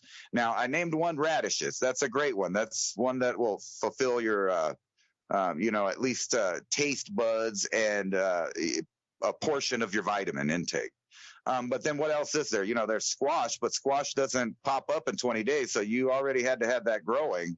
You know what I mean? So what else is there that in 30 days, regardless of what you got in your house, you can be eating at the end of the month? And this is a scenario you should think about, because all of the scenarios, all of them, war, famine, plague, something supernatural, something natural. I didn't mean supernatural. That was a Freudian slip. But, something like a impact on the other side of the planet where you're just dark, or maybe it's a bunch of volcanoes go off, or maybe El Nino just keeps hammering and everybody floods in areas that never have water, and then other people are dealing with this. So you're going to have a way to have your own plants growing regardless of the surrounding environment. Also, like as far as like weather, you're going to have to figure out how are you going to do that. So David, what would you do? All you get is, I'm sure you're prepped. So let's pretend you're less prepped, and all you got is like a regular refrigerator full of a week's worth of groceries, like most normal people do. They have at least a week in their house, some bread, some butter, milk, but things will run out in a month. So in that time, you need to figure out what are you going to put in the ground and what are you going to start doing for 30 days later. It's make it or break it, live or die, starvation, or, you're going to eat and you're going to feel all right. Oh, I'd probably go with the beets and arugula, okra, broccolini, which grows probably 5 times faster than broccoli. And see, I'm trying to tap in on things where you can still cut it, where you don't have to harvest the entire plant, where you could just cut a portion of it and it will regrow itself. Cherry tomatoes, nasturtiums, and rosella. Like, those types of things are going to be enough to get you your vitamins and micronutrients, not so much the proteins. And this is where, if you got to have some of your chickens ready or have something like this, because you have to think about what can you bring in as a protein source. That you're going to have to forage for that somewhere, and your diet's going to have to change. I mean, you can maybe find some nuts or whatever, but if you're in charge of your own garden, that's one of the things. There's not so many protein sources. But again, the beets, not only can the sugar beets, but you can eat the leaves while they're growing. And I must say, our chickens, our turkeys, the geese that we bought recently, and the sheep, they all love the beet leaves. They're naturally sweet. If I had Moringa oleifera, if I had some Moringa seeds, I would definitely 100% grow that. Within a couple of weeks, you have just the most magical nonstop. The more you trim it, the more it grows leaf, and that leaf is actually a superfood. They call it the miracle tree. We're talking about leafy content here. Like I say, micronutrients, vitamins, minerals, etc., to keep that at least edge of your body going. The moringa is going to take a couple months to bring out some oil in the seeds there. The broccolini, although it's a broccoli, it is a family of broccoli. You're not going to get that much protein. And I keep coming back to some of these same ideas there, Ransom. Like, where are your oil fats going to come from? Obviously, you can do sunflower, but that's going to take, months to get that. You can grow your own corn, obviously, different types of corn. It doesn't have to be the yellow dent corn. I mean, there's all types of heirloom and, different types of original corn strains. I got a really nice purple one. I got a beautiful black one. I got a starburst type. But vegetative matter and protein and oils is something very, very different. And then you're talking about, what's your fishing skill like? Can you go down and get a snapping turtle out of the pond? Like, we have snapping turtles in our pond down here.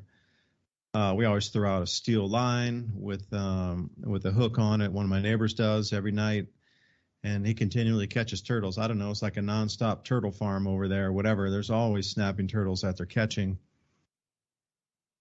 Fish, what are you going to do for your oils? You're going to have to be catching things like ducks, and then what are you going to do? Render down fat? Do you know how to do that? I mean, how many animals of your own are going to sacrifice? Because we've got 3 sheep, but we're trying to breed those for more, and those sheep take a little bit of time to raise too.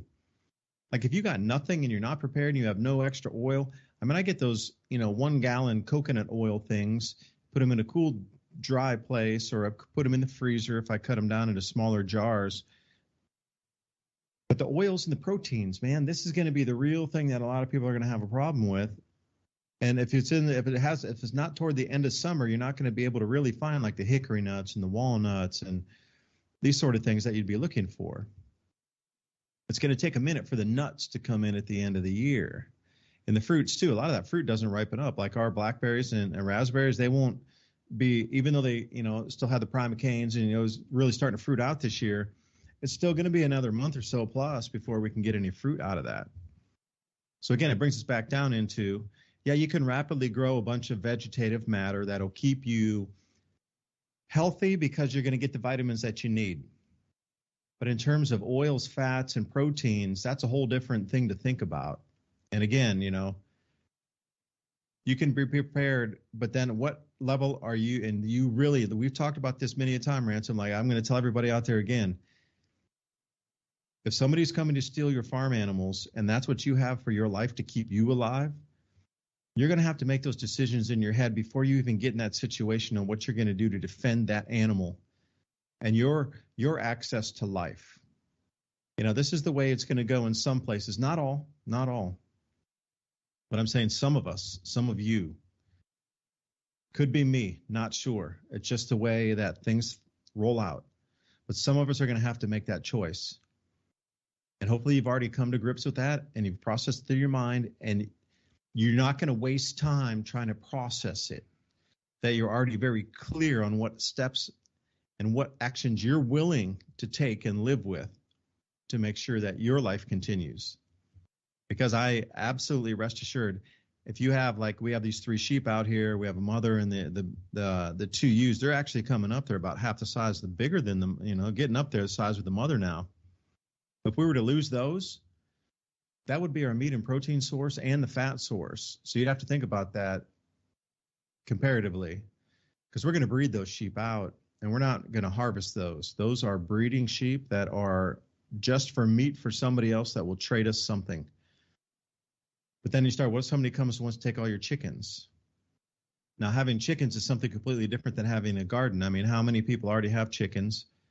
It's a learning curve to get them up and running and, you know, egg producing. But once you learn it and you've been doing it for a year, a couple of years, it's not as scary.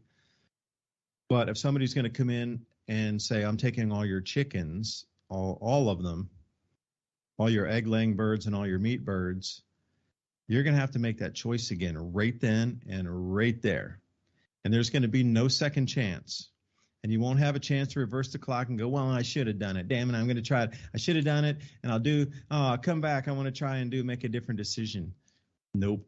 You're going to have one chance and one choice, one time. And unfortunately, you know, some of us are going to have to deal with that. Others won't. But it's going to be a roll of the dice, I guess. But you have to keep in mind what Ransom was talking about here, just even how important the garden's going to get. But then you're going levels of orders of magnitude of importance up into the proteins and the oils to keep your brain functioning correctly. That is truly the point of death or life. If you don't have any oils or proteins, you could have as much green matter as you want. You could eat veggies until you pee green, you know, and you're just not going to make it. You're not going to have enough in your body. It's going to require something else. Now, where do the carbohydrates come from? And that's something else to think about too, like quick growing greens. That's one thing. But to put something up that's going to be like a 60-day crop are you going to grow sorghum? Well, you're going to need a lot of fertilizer. You're going to grow corn? You're going to need a lot of fertilizer. You're going to go for wheat or barley or buckwheat. Actually, Ransom, I think I would go with buckwheat, actually. Final answer on that. I've grown a ton of buckwheat on our property here, and it's pretty fast. Double rotation crop. We usually let it go until it gets flowered, and then we'll cut it down and we'll feed it out to the chickens or something. I only have maybe like a quarter acre, an eighth of an acre, but it grows double rotation crop. You cut it, and then it grows back. As long as you cut it while it's still warm, it'll grow back. We did let it go to seed one time. And, processing the seed, we took a few square feet and pulled all the seed off of it. And even to get that cleaned up enough so you could eat it. And then we didn't even de-shell it. We just sprouted it, which is a totally different thing. So, buckwheat would be my answer on trying to get a fast growth grain crop. Otherwise, wheat's going to take you a while. Corn, forever. You don't have time. And see, here's the thing about it, too. If you're growing this and it does come down to that kind of situation, you're going to have to guard your food all the time. There's going to be sneakies that are going to come in and try to get that in the middle of the night and kind of thing. I remember the 2008-9 financial crisis. I was traveling in Thailand, and at that time the Army was out in the evening all the time because people were coming in with the harvesters and stealing people's acreage of rice at night. It was coming into the harvest season, dry season. And people would run in there with their harvesters and harvest an entire 1 or 2 acres and then just, go off with it. And farmer would come back in the morning and their entire field had been harvested. the food stolen. So then they put the army out in the evenings to patrol the streets or actually the more remote roads. But, security of that food is a whole different aspect, and it's going to require a community, because you cannot stay up 24 hours a day to keep pushing and doing all the work in the heat and in the cold and in the dreary days and the rainy days and whatever kind of weather. You're going to be more than a mailman. You're going to be a grower of food, and to try to take care of your animals and grow food and have gardens and all these things, and then try to protect it at night. Then you need a group of people to do that, because there's always going to be somebody. And like you said before, it scares me because I'm not so much worried about the city folk coming out here in the first weeks of something like this happening. It's the scumbag drug users on meth down the way over there that know every square inch of these areas because they grew up as kids around here riding dirt bikes and stuff, that are going to be the ones that are going to probably be the most troublesome. It won't be somebody from the bigger city. It's going to be your local drugged out heads first that are going to be causing the most problems.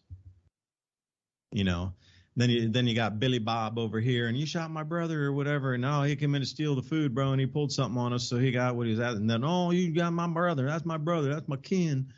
Then it's like, then you got the Hatfield and McCoys going on and stuff. So, where does it draw the line then? And there's it's going to be like quite the interesting world moving through. So if you think you're out in the countryside and you're just going to whoop-diddy-doo, hang through, and I'm just going to grow my food and chill, and nobody's going to find me out here. Oh, yes, they will, but it'll be the locals first. Surely will, because you might think there's people living in the countryside that are all prepped out and everything. I'd say there's 50% of them that are potato chip eaters that have zero things in the fridge except maybe a 6-pack. Methed out as can be, not prepared, broke as a joke, and when they get desperate, they're all armed up too, and they're going to get their little clicks and go, hey, remember when we were riding? You remember we used to ride through the forest down over there? There's a couple houses down there we could pop in and it's not going to be how you might think it's going to play out. It might play out very, very differently than you might think it would.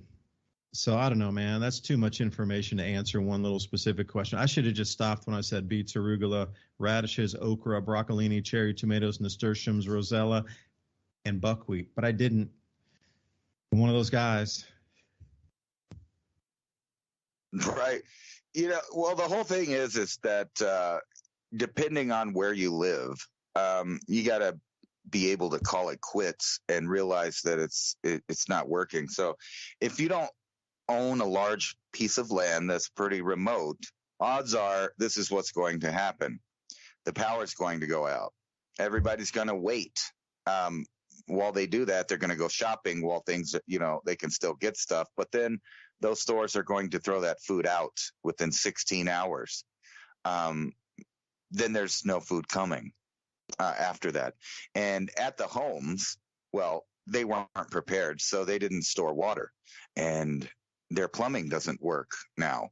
So even if they have a garden, what's going to happen as follows is people are going to start wigging out about their utilities not working. So they're going to be infighting in even in the little towns across America, millions and millions of people that depend on municipal water and think that's where water comes from is out of that little tap. Unfortunately, they're going to find out that when the power goes off, the water goes off. And when the water goes off, well, you're basically living in the Stone Age, and people are going to have to wrap their head around the fact that depending on where they live, it's time to leave. So take example where I live. I have a nice little lot here. It's in a temperate climate. It only rains basically on monsoon season. If we have a monsoon season between July and August, 90% of the rain comes then. The rest of the year, it doesn't rain that much. So if you don't live by a water source or have a water source or have a well, you don't have water. And if you don't have water, you can't grow anything, not radishes, not nothing. You're not going to grow anything. So you're basically going to have to live the style of Native Americans that lived in the Four Corners area. And think about how big the Four Corners area really is. It's 4 of the biggest states in the U.S. all of that area, there's nothing to eat except for rabbits. There's, there's miscellaneous wildlife out there. There's antelope and some deer and etc. Rabbit, squirrels. And what's going to happen immediately is, well, people are going to figure out that they have to eat those things because there's no meat and there's no vegetation. And if it's, any other time than spring, there literally is nothing to eat. So in the springtime, you can eat all you want of yucca blooms and yucca stalks when they first come out. They're like an asparagus. But other than that, unless you know the plants, you're going to starve to death. And believe it or not, it's a lot harder to hunt rabbit than you think it is, especially in the desert. They hear you coming from a long ways off. So you have to be really sneaky and basically do it like the natives did, which is just to throw a big rock or a club at it and hope you get dinner. Now, obviously, that's not going to work out for millions of people. So they're not going to sit around trying to guard their little, half an acre lot with no water on it in the middle of the desert, because it's a lost cause. People are going to ransack what there is. And then after that, there's going to be nothing. So if you happen to live in an area where you're remote, it rains, there's an ability to grow stuff. Even then, you're only going to grow stuff, for a little while. And then you're going to have to think about the next step of this scenario, which is hiding. Because if things really go down in a permanent way, like a great reset way, like we're talking about, something substantial, not just a temporary inconvenience of society, but like a shutdown for any period of time, it's only going to take, I'm going to say 3 to 6 months for everyone else to die. They're going to be fighting. They're going to be doing this and that. A lot of people are going to try to depend on the government. But guess what? The government can't do anything either if they're rolling with the power being off, and they're not going to use their resources for you. Unfortunately, after all of these millions of people paid in for years, that money's gone. It's for them. It's not for you. So we're left with a Native American style living, if you live in America, basically, which is hunter-gatherer. Back in the day, you're going to have to, all of the country boys in the South and anywhere out there know they're going to be squirrel hunting. But guess what happens a year after that? There ain't no squirrels. There's no rabbits. There's no deer. There's no nothing. So if you can't maintain an area and maintain animals and maintain a small amount of gardening, the population is going to be greatly reduced. So what we're really talking about is if it goes down, you have to survive 6 months, at least 6 months, until at least the majority of the chaos is pretty much over. And I think the elites know that. So that's why I think what they're going to do is systematic shutdowns. In other words, they're going to pick areas to shut down to completely destabilize and bring it to its knees, and then they'll move it because they know that, they'll lose everything. And then the people that are left are all going to be the thinkers, the people that know how to do things, the people that prep, the people that banded together. And one thing you said right there is really the realism. If you live in a city or you live in a town and you don't own land and you don't farm and you don't know the farmers and you don't know, you're really making a mistake, because there are going to be communities form. And if you're not part of those communities, you are going to die.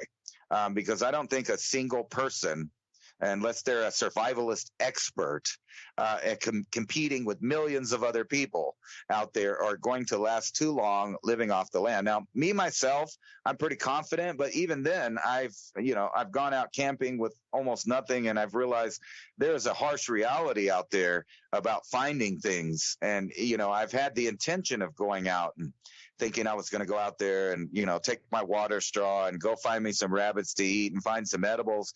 Guess what? It was not easy at all. And that's just with me doing it. No one else, really doing it. Now imagine millions of other people desperate, trying to find every little scrap of food that there is available. And they're going to be forming groups. And that's what's going to be scary. So we better hope as a whole nation, as a whole world, that the elite don't get away with their plan, and somehow civilization on the local scale fixes this whole bad turn towards extinction type living, which is what they're giving you so that you help their plan. We have to go back to a different way, and there's no other way around it. Otherwise, they have it all planned out, and they're basically waiting for everyone to destroy themselves. And all they have to do is pull the plug and turn off the key. Now, whether that happens naturally from something from the sun, I don't think they care. I think they've already planned it. They already have think tanks that think out all of these things that we talk about with some really, really intelligent people. There's no question about it that they hire, some of the smartest people on earth to be in these think tanks. They sit around and they think of these scenarios exactly like we do. Like, well, what if we just turn off the power to the Southwest and we say a hacker did it? What would happen in a week? Well, in a week, you're going to see protests, rioting, burglars. You're going to see massive violence and things on fire. And then what happens in 2 weeks? Well, it's going to die down because the authorities are going to come out and squash that. And then, I hate to say it, but portions of people are just going to start dying, not from being murdered by anybody, but elderly people are going to die because there's no air conditioner or there's no heating. There's diabetic people that are going to die because they can't keep their medicine refrigerated. There's going to be people that depend on medication being delivered to live. And all these people are going to die. That's just a harsh reality about it. So what we have to do is what we've talked about is really form little secret societies of people that know how to do things and that share their knowledge with each other. And not only that, but keep it documented, because, you're not going to just keep it on the computer. That's not a real thing. You're going to have books. You're going to have a wealth of knowledge more than the previous generations, because like we talked about before, the last couple generations really didn't hand down their knowledge to the people that are going to be running things. And that's the scariest thing. It seems like the elite knew exactly which generations to pull all of these programs. And it's so eerie to think that even ancient civilizations were warning us about this cycle. I don't know what's going to happen, but evidently there is something documented that happens on a cycle, and it's around this time. And it seems like the elite know about it. Everything's being reset. So what we have to do is do the counter reset, which is, not only learn things for yourself, but you have to pass on that knowledge to somebody younger than you. Unfortunately, if you don't have kids, you need to find some kid that's like an apprentice. And things have to go back the way they used to be, where everybody that did a trade had a younger person learning that trade. And you think about that, say we went back to the 20s, you could go to almost any family, and whatever the dad knew, all of his boys knew. Whatever the mom knew, all of the daughters knew it. You know what I mean? They knew it because they had to know it. They had to take part in the chores. They had to take part in keeping track of the garden. They had to keep track of the house. The men had to learn how to fix things. They got their kids to do it. They learned the tools, what the names of the tools are, all of these things. These are things of our culture that are disappearing. And it seems to be that these think tanks have thought about this, and they realize now is the time to pounce. Now is the time to get their youth. And it's a famous thing, like Hitler, Biden, even George Bush, they've all said the same kind of statement that your kids don't belong to you. They belong to the country. And the reason for that is because, just like the bad guy over there in Germany said, I don't care what you think. I don't care what you believe in. I just need your kids. And in 20 years, I run the country. And that's exactly what they're doing now. And that's why you see these color revolution type things that are going on, and the people that are taking part of it don't even know with the ideas that they're doing. They don't know where it came from. They don't know that this has happened. They never think about this idea about, we have this supposed free market capitalist society here. When the Berlin Wall fell, which way did people run? Well, they didn't run the other way. So obviously that type of system is not a good idea. Unfortunately, the people that are running the entire world think it is better, because the population is that part of their equation that they want to get rid of. And what better way to do that than just turn everything off and allow the dog-eat-dog world, the rat race, to take over? And just like you were talking about before with the experiments with mice, well, a lot of people don't want to think about this, but mice are a lot like us in every way. They're kind of the prototype for the the mammal type species. So there's a reason they use mice and rodents for testing. So if they can do that to them, they are most likely doing it to us now and have been. And one good example is, the flicker rates. They tested that on primates until they figured out how to lull them into a lethargic state or excite them with anger or make them emotional. And they took all of these technologies and they put it in the television. And then when television surpassed its era, now it's coming through the internet. And every aspect of the input that we're getting is anti-human. So it's not a rejection of technology and the benefits of it, but a rejection of the transhumanists and their plan to detach humans from their purpose on this earth, which was to go out and, fix the land, grow things, cultivate the earth. That's, not to put it in a religious term, but it seems to be our purpose here is to cultivate, not only just to survive normally, but to maintain our survival into the future. And what they're giving us is an option to turn ourselves off. And I hope the vast majority of the public doesn't choose to do what they want, which is basically to give up, give over control, give over your thought process, give over your choice, and give over your future of your children to them.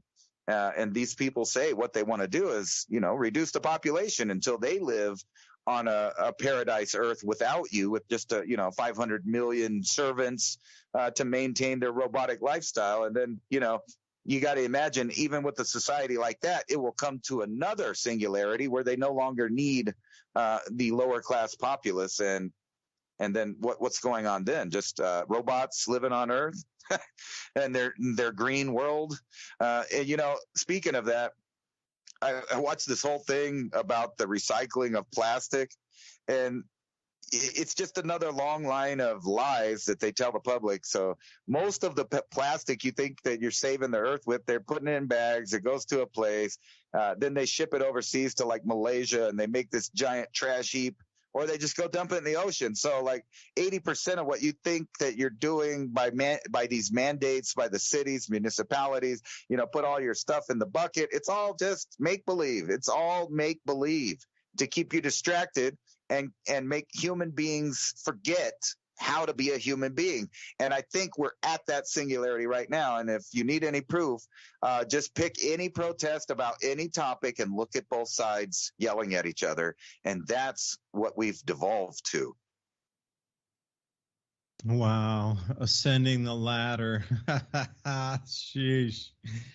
Yeah, I could actually say something because I lived and worked in China for a little bit, and I understood about the trade of recyclables between the United States and China. Now, when the recycling was good in 2006, 7, 8, 9, 10, when the commodity super spike hit, there was a huge trade, and people really wanted you to separate that because that saved their companies from an enormous amount of work to actually take those plastics. All they had to do was to compress them in bales, caps on, rings on, whatever, labels on, didn't matter. And they would take it to China, and they would do it over there for pennies for pennies per hour to get the workers, children, slave labor, whatever over there to remove all that and get the HDPE or the LDPE into a certain pile, and then get the PET, which is the actual bottle, into another pile, and then recycle it. Cool. But there's no demand for that anymore. So pretty much Ransom hit it on the head. All that thing that you think you're recycling, it's all going into landfills now because nobody wants to buy it any longer. It's just cheaper to make it from scratch, literally. To make a virgin product from that plastic is far cheaper than to get it recycled and send it over. Now with the trade war and everything, China has just flat out refused to buy our recyclables. So even though they make you perceive that you're putting the cardboard in this thing, the glass in this thing, it all ends up in the same landfill. Crazy as that sounds, it surely is. And I had, when you started talking about what would happen if the lights go out and people go in the first day to go shopping, I can tell you a story. My sister knows the general manager of the whole, Trader Joe's chain here in Knoxville. So there's a couple of different Trader Joe's around. And I asked him that very same question because this is right when COVID started. I said, well, what happens, if the power goes out and, we got cash or we got silver and we want to come in, and you're going to make people line up out front, and then, And he's like, no, absolutely not. We'll just close everything and lock it up, because they're on a just-in-time delivery order system. And if anything goes out of the inventory that's not scanned first, it messes up their entire ordering system. So he's like, we just wouldn't sell anything. We'll just close everything off. And I was like, well, what happens if people are truly hungry out there and they need the food? And it's like, well, that's not my call. It's corporate's call. If they'll open the store, what'll happen at that point? So then you're left with kind of going to mom and pop stores. But we know most of those have been put out of business during COVID too. So think about that, what was told right there, how that reverberates through all of the large grocery chains. They're all operating on that same just-in-time deliveries barcode scanner operational system for purchasing. Can you imagine? I don't know what your biggest one is. Is it a IGA, or is it a Kroger, a Piggly Wiggly, or what's your biggest supermarket in your city? Whole Foods, like I say, Trader Joe's, anything in between. What's another one? Food Lion's another one. They're all offering those systems, so they're pretty much going to all do the same lockstep maneuver. They're going to close the doors and not let you in, even if you have cash. Now, what happens with that big juicy target with all that food in there after people get hungry 3 or 4 days? Do you think they're going to stash National Guard troops around each and every single supermarket that's of the corporate, not the mom and pops, the corporate? Like, how many National Guard troops would it take to station around every single large supermarket in a city across the nation? Because the police are going to be just spread so thin with the amount of crime and violence going on in a grid down after day 5. There are going to be so many home entries and all these kind of things going on. So the police won't be able to facilitate that.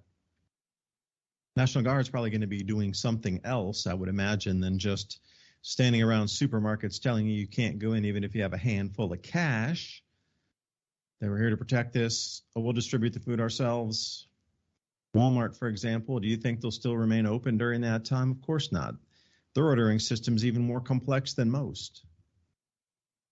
So the misnomer, now please get that. The reason I tell you that story is a lot of people would think that's an option, that, hey, I still got cash. I got to the ATM before it went offline.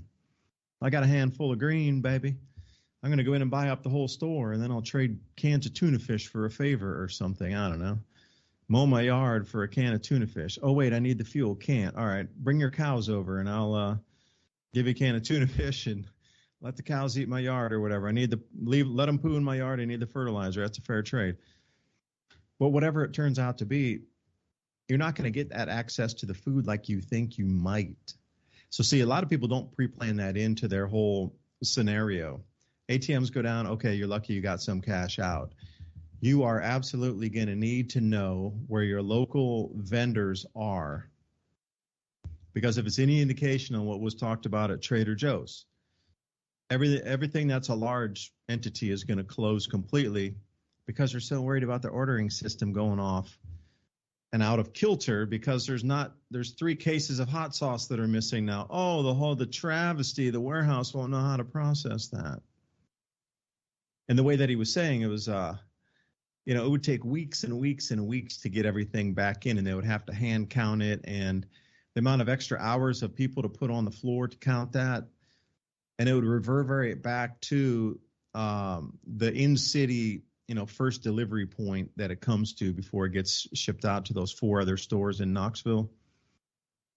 That would have to backtrack it back to there, and then from that point, it would have to go back into the system. So they weren't talking about we're going to handwrite some notes like I say, 3 cases of hot sauce we sold. We sold a case of white wine. They're not going to write that down. Everything's digitized and barcoded, and without the electricity to scan what goes out of the store, they're literally talking like a 2-week delay in ordering to get things back in. They're not willing to do that because the manpower hours to retrace all those transactions is just a nightmare loss of just wasted wages. And, they're down to the cent on a lot of these things here. So, prepare accordingly. It's not going to be that easy for you just to have a handful of cash and run and get your food. I'm really saying highly doubtful. That's why you want to suss out your local retailers anyway, because those are the ones that will trade silver. Those are the ones that might trade something else that they would need. Of course, they're going to take cash in the beginning, but as I've been told by many, like a special forces person, people in the banks, police officers, people who've run these kind of grid down scenarios before that have seen it happen in different countries, your money's only going to be good for 20 days, maybe maximum 30. The first 5 to 10 days is going to be a very integral time. Like everybody's going to be scrambling for cash because it's literally going to dry up. If you can't get it from the ATMs, people are going to be pulling it out of their mattresses. And the money that gets spent or pulled in by vendors, they're not going to want to give out change either. You might have to go up to the nearest dollar because they're not going to want to be bringing out change and giving it to you. So it's very important to have a bunch of 1s and 5s and 10s, 20s. But if you're going to buy a big item, obviously 100s and 50s are good. But so if you want to buy something and it comes to $2.38 and you only have a $5 bill, they're going to charge you the $5 bill. You're not going to get the change. But then there's also what was talked about in many a grid down in different countries is people start to get like an arbitrage on the change on the money. So if you have 5 $1 bills, you could actually bargain with that person that owns the store and actually get $3 or something of goods or $3.50 worth of goods to get those ones from you. You know, there's an arbitrage. You might get $6 worth of goods, but they'll take 5 ones. But then on the other hand, if you only give them a 5, they're not going to want to give you the change because the ones are going to become so valuable. Now, this is only going to work for the first 2 weeks or so. And if it does stay down longer than that, then about the 3rd week, they're going to realize that the money's not going to be worth as much and people will slowly stop taking it. By the end of the month, people will not take that cash anymore. Because this grid down is absolutely going to be accompanying the switch in systems. And, you know, I did a video this week, Ransom, about the conversion from the LIBOR rate, which was the London Interbank Overnight Lending Rate, which was the standard London-based interest rates that banks would charge each other on an overnight lend to meet their reserve requirements globally. There was only one system globally. June 30th, they're turning to a brand new system called SOFR, S-O-F-R. This is going to offer 6 different liquid markets across the planet that are going to set interest rates. The problem is the first tranche that they need to convert from the old LIBOR rate into the new SOFR rate, $200 trillion. And I said that correctly, 200 trillion. The total amount is actually 610 trillion. But with these leveraged and derivatized contracts, some of these contracts are out at like literally 1,000 to $1. There's $1,000 worth of contracts out for each physical $1. So you're talking numbers so big that I couldn't even get my calculator to work on it. You're talking about 610 trillion times 1,000. But this first batch, they tried to run an $80 trillion conversion in 2021, and it failed completely. So they've pushed it back. There's no more contracts written with the old LIBOR rates on them. Everything is moved to the new system. So anything issued from June 30th forward will be in the new SOFR rates. The problem is these rates right now, even as we speak today, are 0.1% different. So the conversion from LIBOR to SOFR, they actually have something called a backstop rate where there's 0.1% difference. Now do the 0.1% difference on 200 trillion. That amount of money is going to evaporate into thin air. Now, who do you think is going to take the hit on that? And how do you think they're going to redistribute that capital loss so no banks and no governments take a hit on that loss? That's going to be collateralized through the citizens of the nation of the world. And since it's based in pounds and U.S. dollars, it seems that difference is going to be asked or somehow stolen through inflation for the U.S. public to make up the difference for that.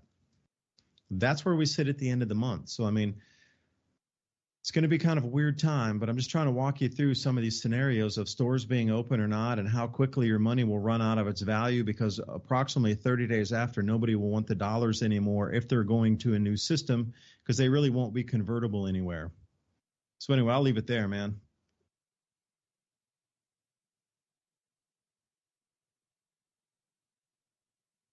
Yeah, it's starting to. I've been showing them while you were talking about that kind of the way that these stores are going to be like here. And first, they're doing it with like goods now, like products that get stolen a lot or get taken out of the store. But the kind of scenarios that we're talking about are going to increase people's attention to be getting food items instead of, disposable income items. And this is a cool article talking about the way Walgreens has changed over the way that they do business there and how in the future it's going to change. And I see this pattern. This is exactly what we were talking about. And I wanted to go through a couple of articles, not saying we see the future, but all stuff we've talked about that is now reality from last year to now. So here's the stores. Inside the store, customers will find an area where they can pick up their orders, digital kiosks for placing an order, as well as an area to shop for essential items. And then treated like a criminal, basically now. And then as it goes down here, where this comment is going to be a reality, and this is what we were talking about. The guy says, I knew this would happen. Next stop will be having to scan our ID or a credit card before you even enter the store at all. Putting this scenario where in the future people are going to be going to these stores, they get their goods, there's so much security in there, they're not worried about being robbed anymore, the box store's not. So you're going to be on your own when you get in the parking lot. And that's where the thefts are going to happen. But let's skip through some of these things. Okay. We talked about the robots that were going to all come out this year, last year. And I brought this up as far as war and the border. But now several U.S. cities are now, adopting the programs, the dystopian and creeping technology of police dogs running around everywhere. And we saw that in China first, and then it rolled over here just like we talked about. And here's a cool article. Literally what we talked about last year. Let me see. Here it is. They're worried about the Balkanization of Europe because the conflicts are spreading just like we said it was going to do, just like the 90s and other stuff. But we know that this area is classic for World War I and World War II starting. So that's where the destabilization, just like we said. And then, of course, everybody talking about their nukes like it's no big deal. Russia saying, you know what, whoever joins us, we'll let you have nukes. Don't worry about it. And here's another article talking about Ukraine and Russia ran out of munitions. Now they're kind of down to the nukes. So we're actually getting into this this era that we've been talking about. It's no longer in the future. It's right now. The stores are changing over to a just-in-time system where there's really nothing in the store. And then when you get there, you have to go through all these security procedures like you would at an airport. And then, you have the other ones, these bigger box stores like Macy's and Walmart and all of them talking about they're worried because the economy is collapsing, and they all know it is. Why? Is it planned? I think so. But this whole idea is stuff we've talked about, the drones and the war, and now the major attacks going on back and forth are done by robots. So there was that whole thing that we were talking about. This is why the U.S. wanted to go over to a drone military because that's the future of it. They're not going to be sending stuff in there. Like we traditionally did. It's all going to be robotic. So it tells you that they're not really worried about the sun, doing anything to them because they know they'll pop out with all of their technologies. It doesn't take that long. So when we're talking about a reset, we're talking about a reset only for the peoples of the earth. And, also in that new project for a new American century that mentions that we'd be going over to an all AI Air Force by 2025, which now we're right around the doorstep from that. It also talks about how the United States and its allies will control low Earth orbit. And this is exactly what they've been preparing, and now they're actually doing. So the U.S. ready for fight in space if we have to, says military official. Now, what are they talking about? Well, they're talking about shooting down or controlling other people's satellites. And if you can control that area and anything does happen as far as an EMP or something from the sun or any of that, you can guarantee that there's only going to be one party that has the technology and space there. And this has all been planned out for this time period. So here we go. It's kind of like the last warnings of the era, that if you don't get your future in order, which includes food prepping, what you're going to do in the scenarios, what you're teaching your children, are they capable of doing some of the things that you've told them? This is where we're at. This is the time period. So we're finally here where we have to put our money where our mouth is, so to speak, or our knowledge into action, and control the destination of our own future, because they have a very different future plan for us. And the only way that we can get out of that is to say no and just opt out of their programs. And if you've seen from the recent boycotts of certain companies, it very much is possible. Yeah, it seems they're trying to use this as a thing, knowing people are going to push back. And at what point do you have no more options for shopping, because every one of the corporates have gone this direction? And then at the point where everybody's pushing back, saying no to every single corporation that's pushing the agenda, will it leave you anywhere to go shopping? This is the whole thing that's being discussed right now, being done on purpose to cut off every single venue possibility for you to shop. Then what? You got to make your own clothes again. Get out weaving and grow the cotton. See you next week. Bye for now. DuByne, Ransom Godwin signing off from MIAC Conversation. Thank you for listening.